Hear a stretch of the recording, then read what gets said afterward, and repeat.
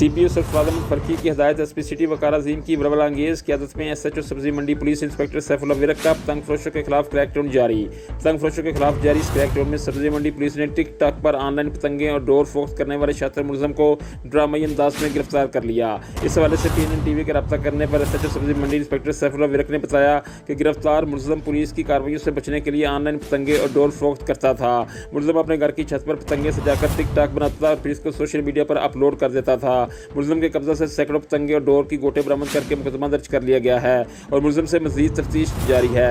SHO सब्जी मंडी police inspector Saifullah Virk का मजीद कहना था कि पतंगबाजी एक खूनी खेल है। पतंगे और डोरे फरोख्त करने वाले और पतंगबाजी करके कीमती और मासूम जिंदगी को खतरे में डालने वाले अनासर, चाहे वो कोई भी हो, कितने ही बासर क्यों ना हो, के खिलाफ बिला इम्तियाज बगैर किसी दबाव के फौरी सख्त तरीन कानूनी कार्रवाई अमल में लाई जाएगी और इस ज़िम्मन में किसी भी किस्म की कोई भी राइज नहीं बरती जाएगी। कैमरामैन राशिद मजीद मुस्तफ़ाई के साथ आबिद मुगल, PNN TV, गुजरांवाला।